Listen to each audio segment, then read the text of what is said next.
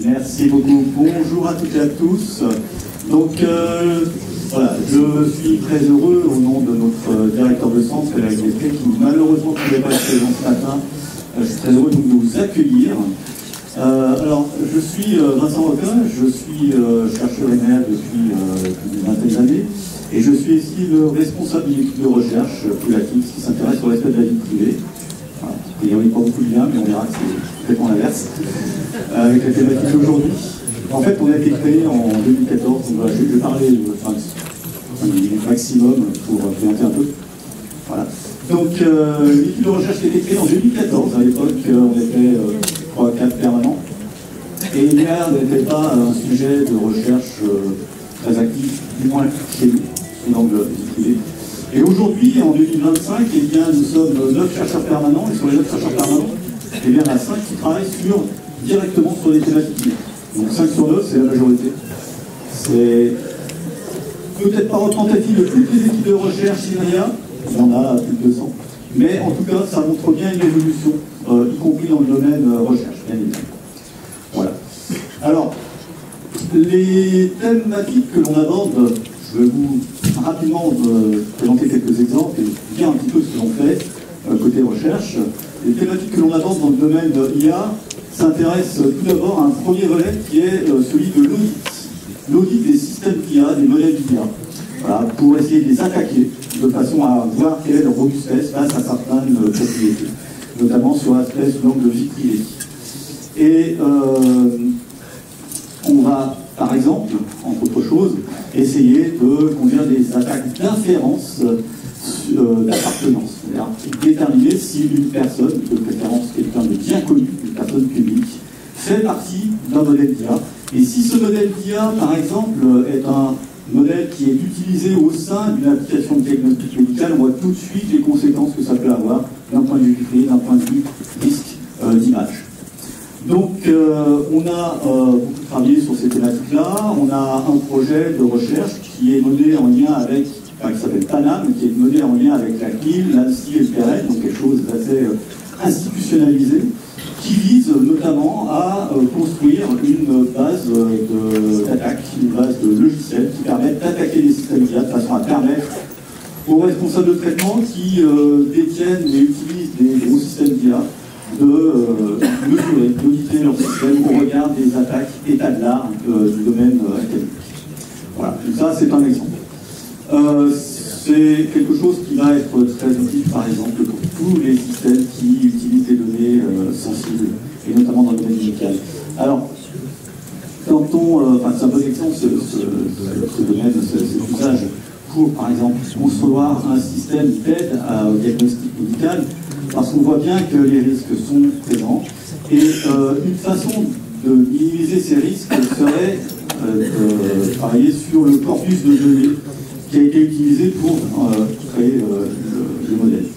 Et ça me mène au deuxième volet, qui n'est plus du côté de l'audit, du côté offensif, attaque, mais du côté de l'usage de l'IA en tant qu'outil pour aider à construire des systèmes respectueux, notamment de la vie privée. Et notamment, on a des collaborations avec la PHP de façon à utiliser cet outil très utile pour dépersonnaliser, par exemple, des comptes rendus municipaux qui pourront servir à concevoir justement, je reprends pour mon exemple, ce système d'aide au diagnostic médical. Donc c'est quelque chose, c'est une autre facette de nos activités, de l'équipe, mais on n'est pas les seuls à travailler sur ces aspects-là. Usage de l'IA, usage de l'outil pour aider à construire des systèmes plus respectueux, plus qui ont les bonnes propriétés, les propriétés que l'on cherche. On va aussi s'en servir, par exemple, pour concevoir des systèmes d'authentification continue qui vont aider, au-delà du simple login mot de passe, qui vont aider à garantir que la personne derrière l'ordinateur est bien celle qui est l'être. Voilà. Et il y a d'autres exemples. Bon, on voit, sans surprise, que l'IA est devenu un sujet sociétal, un sujet qui est important, sur lequel il est important de communiquer, d'aider le public à appréhender les tenants et les aboutissants. Ce qui m'amène deux contributions qui sont tout particulièrement importantes pour l'INRIA. Je sors de mon équipe, de ma casquette de responsable d'équipe de recherche, mais au niveau INRIA, on s'est engagé vis-à-vis de nos tutelles à faire de la médiation scientifique, notamment auprès d'un public lycéen, et de seconde en particulier. Donc au travers de deux initiatives, la première, elle s'appelle Un chercheur, une classe, chiche. En résumé, on appelle ça chiche. Voilà, je ne sais pas si vous en avez entendu parler.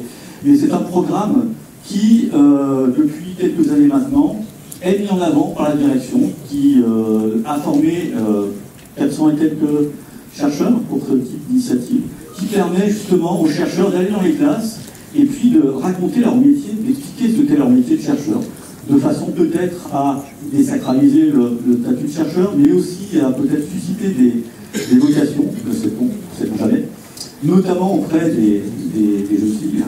Ça serait aussi quelque chose de tout à fait appréciable dans notre profession. Voilà. Et donc, les faire réfléchir aussi à certaines questions sociétales, par exemple, mais pas seulement, mais l'IA en fait partie bien évidemment. Donc actuellement, on a pu conduire au sein de l'Académie de Grenoble 40 fiches sur l'année 2024-2025.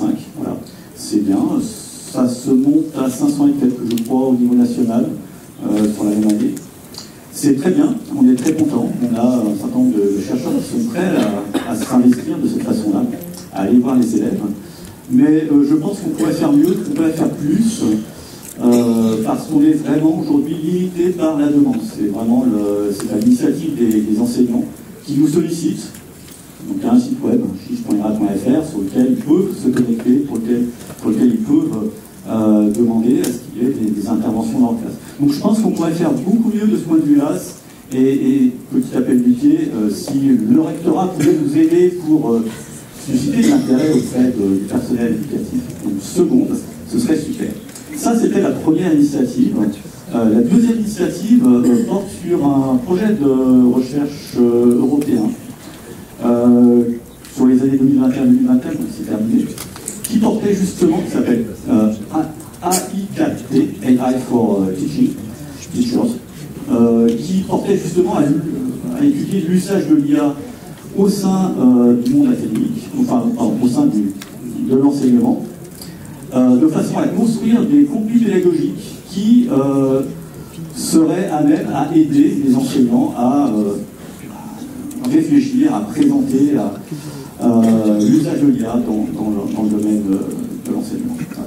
Donc c'est le MOOC associé est disponible en libre accès avec des modules qui sont réutilisables, qui sont personnalisables, une licence extrêmement libre pour l'usage de ces contenus, et je crois qu'il y avait déjà 50 000 personnes qui s'étaient inscrites et qui avaient suivi peut-être pas jusqu'à la fin, mais c'est une métrique déjà intéressante qui montre l'intérêt que ça a pu susciter. Voilà. Donc je ne vais pas en dire beaucoup plus, mais voilà, pour résumer, l'IA est bien évidemment un objet de recherche dans beaucoup d'études de recherche chez nous et chez les collègues universitaires. Et c'est aussi un sujet pour lequel on a des actions de médiation scientifique, notamment auprès du jeune public, et on cherche vraiment à développer, à pousser cette activité de médiation encore plus loin, parce qu'on sent qu'il y a du besoin, et puis on aime faire ça, enfin, on est un certain nombre à aimer cet aspect du travail de chercheur qui nous sort un peu de nos labos et qui